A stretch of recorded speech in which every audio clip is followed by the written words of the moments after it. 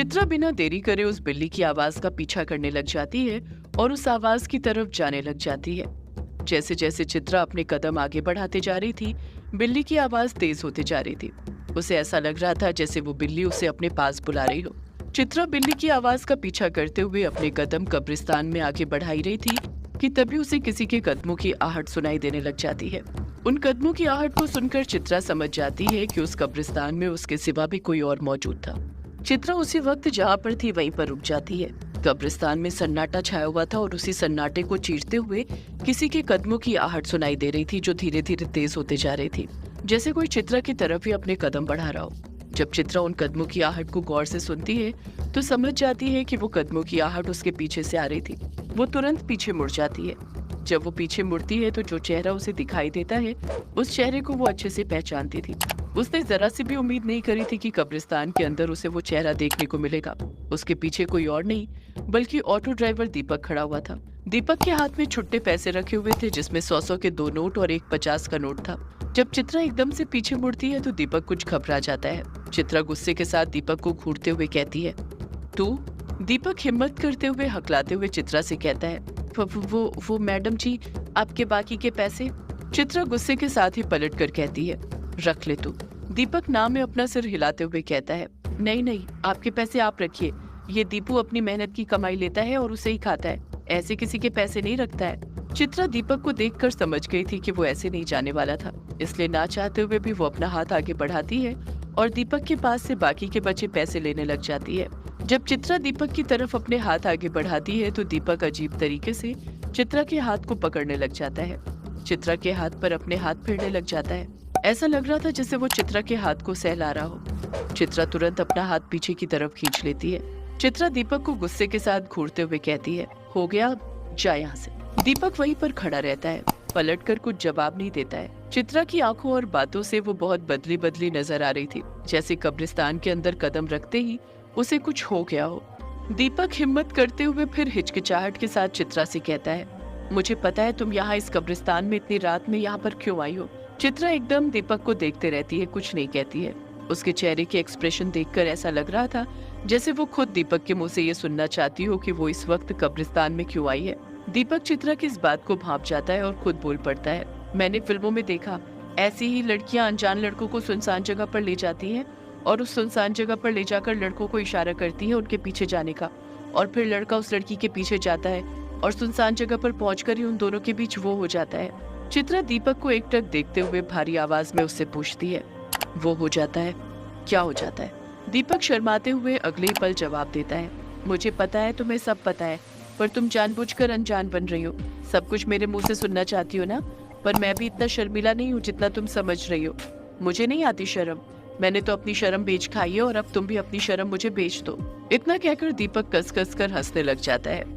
चित्रा दीपक को एकटक देखते हुए फिर उससे पूछती है, तूने बताया नहीं क्या होता है लड़के और लड़की के बीच सुनसान जगह पर? चित्रा के मुंह से ये बात सुनकर दीपक और ज्यादा खुश हो जाता है। दीपक और ज्यादा शर्माते हुए तुरंत चित्रा से बोल पड़ता है, उस सुनसान जगह पर वही होता है जो हर लड़का लड़की एक दूसरे के साथ करना चाहते हैं, जिसके वो सपने देखते रहते हैं, जिसकी उन्हें हर वक्त तड़प लगी होती है।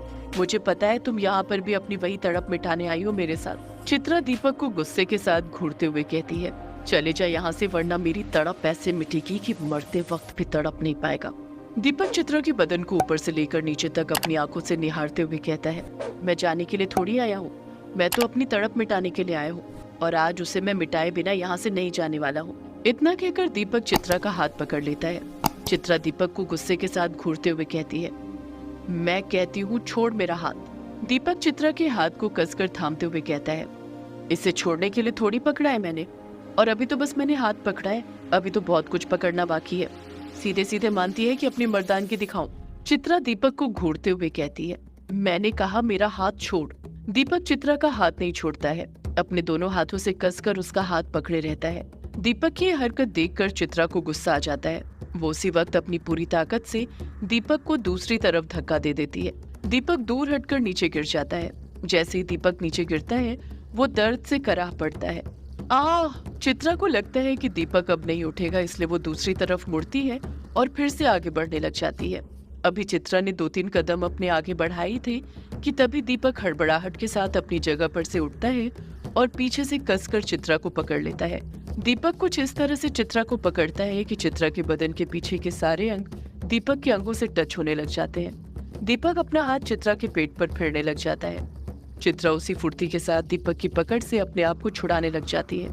उसके दोनों हाथों को उसके पेट पर से हटाने की कोशिश करने लग जाती है, पर दीपक ने इतनी कसकर चित्रा को पकड़कर रखा हुआ था कि चित्रा अपने आप को दीपक के हाथों की पकड़ से छुड़ा ही नहीं पा रही थी। चित्रा अपने आप को छुड़ाने की कोशिश करते हुए कहती है, मैं कहती हूँ छोड़, मुझे जाने दे। दीपक चित्रा की एक नहीं सुनता, उसे पकड़े रहता है। अपने गाल चित्रा के गालों से सटाने लग जाता है, उसे चूमने की कोशिश करने लग जाता है और चित्रा उससे बचने की। दीपक चित्रा को चूमने की कोशिश करते हुए कहता है, मान भी जा, अब इतना क्यों तरसा रही है? तूने तो मुझे बुलाया है, अब बिना चखे तुझे ऐसे थोड़ी छोड़ सकता हूँ। चित्रा दीपक से अपने बदन को छुड़ाने के लिए अपनी पूरी ताकत लगा देती है और देखते ही देखते वो इसमें कामयाब भी होने लग जाती है। दीपक उसी वक्त चित्रा के बदन के दूसरे हिस्से को पकड़ने की कोशिश करने लग जाता है। अपने हाथ उसके वक्ष की तरफ ले जाने लग जाता है, जिस कारण उन दोनों के बीच हाथापाई होने लग जाती है। उसी हाथापाई के दौरान वो दोनों नीचे गिर जाते हैं। नीचे गिरने के बाद भी उन दोनों के बीच हाथापाई चालू रहती है। दीपक चित्रा के बदन को पकड़ने की कोशिश करते रहता है।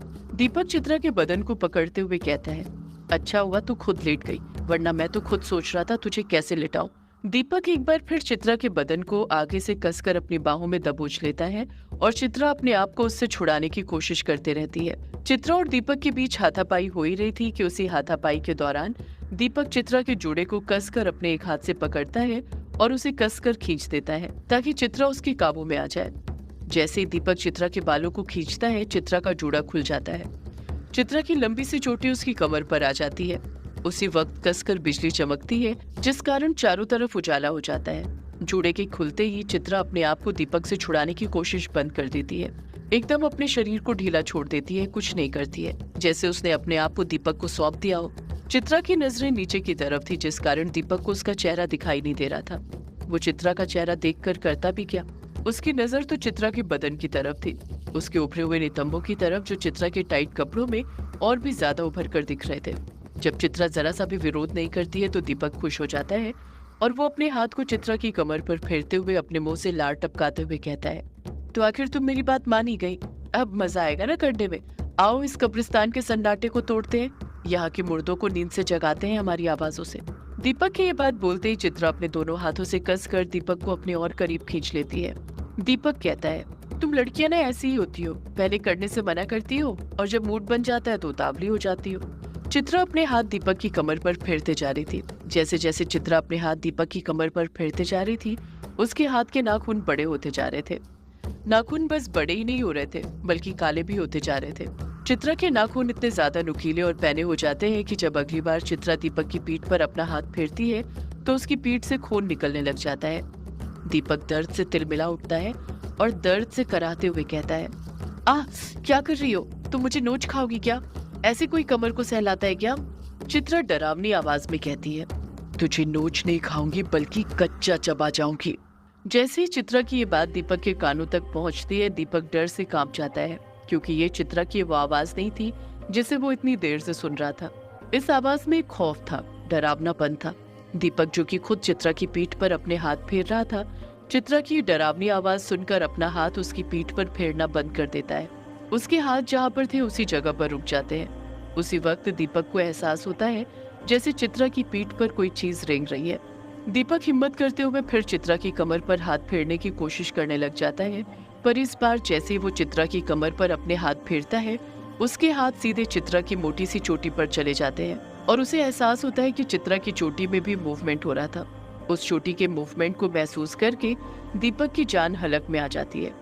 उसका बदन जो गर्म हो गया था वो ठंडा होने लग जाता है। दीपक का सिर जो चित्रा की गर्दन के पास था, दीपक पीछे की तरफ झांकते हुए चित्रा की चोटी देखने की कोशिश करने लग जाता है और जब वो चित्रा की चोटी देखता है तो उसका दिल जोरों से धड़कने लग जाता है। वो देखता है कि चित्रा की चोटी सांप की तरह उसकी पीठ पर डोल रही थी। ऐसा लग रहा था जैसे चित्रा की चोटी में जान हो। उस चोटी को देखकर दीपक डर से कांपते हुए हकलाते हुए कहता है, डायन। जैसे ही दीपक के मुंह से ये शब्द निकलता है, वो तुरंत अपने बदन को चित्रा के बदन से दूर करने लग जाता है, पर चित्रा ने दीपक को कसकर पकड़ रखा था। जिस कारण इस बार दीपक उससे दूर नहीं हो पाता है। जब दीपक चित्रा से दूर होने की कोशिश करता है तब जाकर उसकी चित्रा के चेहरे पर नजर पड़ती है और जब वो उसका चेहरा देखता है तो बौखला जाता है। डर के कारण उसकी सांसें थम जाती हैं। चित्रा पूरी तरह बदल चुकी थी। उसकी आंखें काली से हरी हो चुकी थी, चेहरा काला पड़ चुका था, होंठ सूख गए थे। चित्रा बड़े प्यार से कहती है, अब कहाँ जा रहा है दीपू? जब जाना था तब तो गया नहीं, अब जाकर क्या करेगा?